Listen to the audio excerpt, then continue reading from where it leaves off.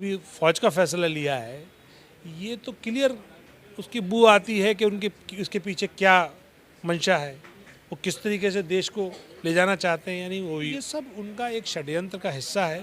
Bharatiya Janata party अपनी नाकामियों से ध्यान भटकाने के लिए नौकरी तो दे नहीं पा रही, जो 2 करोड़ साल का देने का उसने वादा करा था, तो वो इस तरह से जो है वो ध्यान भटका रही है। कंगना रनावत का एक छज्जा टूटा था तो पूरी बीजेपी रो रही थी ऊपर से लेकर नीचे तक कि लोकतंत्र की हत्या हो रही है, लोकतंत्र बुलडोज कर दिया गया है। और यहाँ तो तुमने एक मासूम का पूरा पुश्तैनी घर ही उजाड़ दिया, पूरा ज़मींदोज कर दिया। तो ये एक काला अध्याय है भारतीय जनता पार्टी का। भारतीय जनता पार्टी ने नई परंपरा चलाई है, संविधान को ताक पर रख करके वो बुलडोजर नीति चला रही है। आफरीन फातिमा का घर पे बुलडोजर चला तो समाजवादी के मुंह में दही क्यों जम गया, बीएसपी क्यों नहीं बोली? कांग्रेस के लोग और इन तमाम पार्टियों के जो मुस्लिम लीडरान हैं, जब कांग्रेस के मुस्लिम लीडर अपने राहुल गांधी के लिए धक्के खा सकते हैं, सड़कों पर घसीटे जा सकते हैं, तो अपने जो रियल आका हैं, जिनके नाम का हम सदका खाते हैं, उनकी नैनी नामूस रिसालत के मामले में नहीं धक्के खा सकते थे? इतनी हिम्मत नहीं किसी कांग्रेसी में। इमरान प्रतापगढ़ी हों, सब जो हैं वो जो उनके, क्या उनका ईमान का तकाजा नहीं है कि जब उनके नबी की शान के खिलाफ ये कोई गुस्ताखी करे तो गुस्ताख के खिलाफ कम से कम 2 लफ्ज़ भी बोलें। AIMIM के दिल्ली प्रदेश अध्यक्ष कलीम हफीज़ साहब हमारे साथ हैं। इन्हें पहले डिटेन किया गया क्योंकि नुपुर शर्मा की गिरफ्तारी को लेकर प्रोटेस्ट करने गए थे और उसके बाद इन्हें जेल में डाल दिया गया। बाहर आए हैं, तमाम मुद्दों पर बात करेंगे। सर, सबसे पहला सवाल मेरा यही होगा, तमाम विरोध प्रदर्शन के बाद, सड़कों पर एहतजाज के बाद भी जिन लोगों की गिरफ्तारी की मांग की जा रही है वो दोनों अभी भी बाहर हैं, लेकिन ऐसे लोग जो बाहर निकल रहे हैं उनको जेल में डाला जा रहा है, क्या कहना चाहेंगे? देखिए, ये लोकतंत्र की हत्या है। जिस पार्टी को देश की जनता ने सत्ता सौंपी है, उसकी ये जिम्मेदारी है कि वो देश के संविधान को लागू करे। भारतीय जनता पार्टी अपने संविधान के तहत तो उनको मुजरिम मानती है और उनको सस्पेंड और एक्सपेल कर देती है, लेकिन देश के संविधान के तहत उन पर कार्रवाई नहीं करती। तो ये जो उसका दोहरा चरित्र है, ये पूरे देश देख रहा है। दूसरी बात, देश में अगर उसके खिलाफ आवाज़ उठी और देश के मुसलमानों ने या जो देश के संविधान के चाहने वाले हैं उन्होंने आवाज़ उठाई तो उसको तो नज़रअंदाज कर दिया। लेकिन जब विदेशों में भारतीय कंपनियों का बहिष्कार होने लगा और हमारे राजदूतों को सम्मान दिए जाने लगे और 25 मुल्कों में एक एहतजाज होने लगे, तब जाके बीजेपी का अहंकार टूटा और उसने अपने संविधान के तहत कार्रवाई की। सवाल ये है कि भारतीय जनता पार्टी को देश की जनता ने ये भरोसा करके सरकार दी कि वो देश के संविधान को लागू करेगी, वो लागू नहीं कर रही, और उल्टा जो उसके खिलाफ आवाज़ उठा रहे हैं या जो लागू करने का मुतालबा कर रहे हैं उनके खिलाफ सख्त कार्रवाई हो रही है। उसके शिकार हम भी हुए। तो ये एक किसी भी सरकार के लिए ये एक तरह से उसका काला चेहरा है, किसी भी मुल्क के लिए ये दुर्भाग्यपूर्ण है। और सबसे बड़ी बात ये कि इतना बड़ा मुल्क है, अगर इसमें रूल ऑफ लॉ कमज़ोर हो जाएगा तो ये मुल्क कमज़ोर हो जाएगा, और उसे कमज़ोर करने में भारतीय जनता पार्टी लगी हुई है, जिसके खिलाफ, क्योंकि हम इस मुल्क को कमज़ोर नहीं होने देंगे, इसलिए हम तमाम तकलीफ़ें उठा रहे हैं, अज़ियतें झेल रहे हैं, लेकिन हम जालिम के ख़िलाफ़ खड़े हुए हैं और हम चाहते हैं कि ये जुल्म ख़त्म हो और संविधान का जो अपना राज है या जो तरीक़ा है वो लागू। उत्तर प्रदेश की हम बात करें तो उत्तर प्रदेश में बुलडोज़र चला है, उन लोगों पर बताया जा रहा है कि ये जो है पत्थर मारने में षड्यंत्रकारी थे और उनके घरों को ढाया जा रहा है। इस पूरी घटनाओं को लेकर बाकी पार्टियां खामोश हैं उत्तर प्रदेश में। देखिए, ये तमाम पार्टियां जो मुसलमानों का वोट लेती हैं वो वोट ही सिर्फ लेना चाहती हैं, उनके किसी मसले पे खड़े होना नहीं चाहती और पहले से भी खड़ी नहीं होती थी। लेकिन जब से ये भारतीय जनता पार्टी का जो हुकूमत आई है, इन्होंने तो इंतहा कर दी। ये तो जज भी खुद बन गए हैं, पुलिस भी खुद हैं, सब कुछ खुद हैं, और छोटी छोटी चीज़ों पे आप बताइए मुझे, कोई बच्ची आफरीन फातिमा अपने लोकतांत्रिक अधिकार का इस्तेमाल करते हुए प्रदर्शन करने वो भी उसके डैडी पहुंच गए, तो क्या आप उसका घर गिरा दोगे? आपने घर उसका गिरा दिया। कंगना रनावत का एक छज्जा टूटा था तो पूरी बीजेपी रो रही थी ऊपर से लेकर नीचे तक कि लोकतंत्र की हत्या हो रही है, लोकतंत्र बुलडोज कर दिया गया है।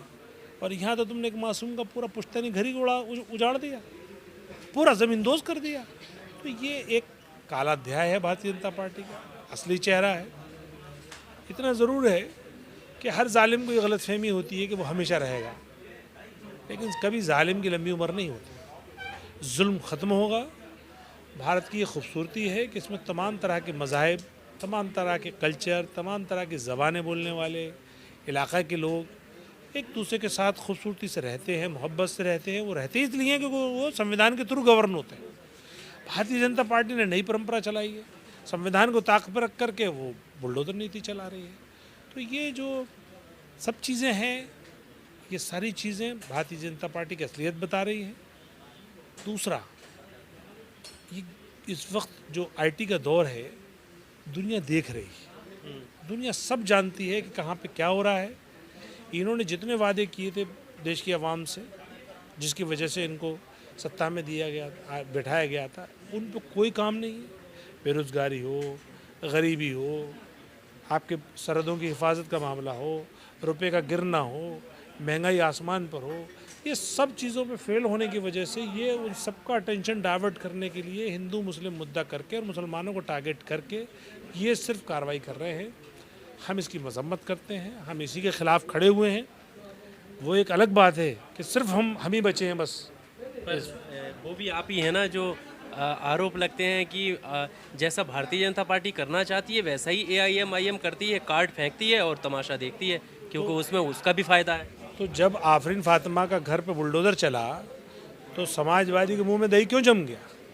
BSP क्यों नहीं बोली?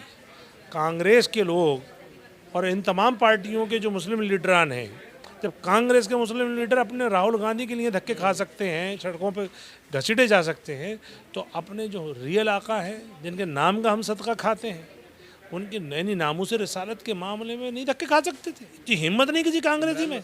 इमरान प्रतापगढ़ी हों, सब जो हैं वो जो उनके, क्या उनका ईमान का तकाजा नहीं है कि जब उनके नबी की शान के ख़िलाफ़ ये कोई गुस्ताखी करे तो गुस्ताख के ख़िलाफ़ कम से कम 2 लफ्ज़ भी बोलें? जब आप दुनियावी यानी पॉलिटिकल पार्टी के सरबराह के ख़िलाफ़ कोई कार्रवाई हुई तो आप सड़कें आपने जाम कर दी, तो जिसके सदक़े में ये पूरी कायनात बनी है, यानी जिसको अल्लाह ताला ने सरकार दो आलम कहा, ये अल्लाह ताला ने उनको दोनों जहां के नबी बना के भेजा, उनकी शान में खुलेआम गुस्ताखी हो रही है और उनकी ज़ुबान खुल नहीं रही। तो ये तो फ़र्क वाज़ेह है ना।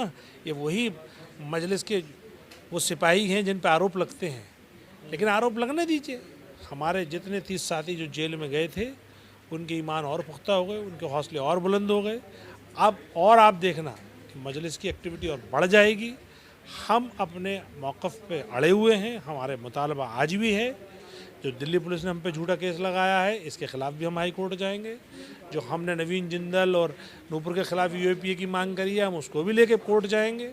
जब तक हम इनको सज़ा नहीं दिला लेंगे, हम चैन से नहीं बैठेंगे। सेना में भर्ती को लेकर भी काफ़ी विवाद मचा हुआ है। बिहार में कई जगह पर जो है नौजवान युवा सड़कों पर हैं। कैसे देखते हैं, क्योंकि मोदी सरकार जो है वो नौकरी देने का वादा कर? भाई देखिए, ये विपक्ष इस वक्त इतना कमज़ोर है कि सरकार की गलतियों को ढंग से नहीं उठा पा रहा है। वरना तो ये जो भी फ़ौज का फ़ैसला लिया है, ये तो क्लियर उसकी बू आती है कि उसके पीछे क्या मंशा है, वो किस तरीके से देश को ले जाना चाहते हैं। यानी वो युवाओं को ही वो भूतपूर्व बना देना चाहते हैं। यानी बताइए 4 साल की एज में जो है वो एक्स हो जाएगा। तो ये सब उनका एक षड्यंत्र का हिस्सा है।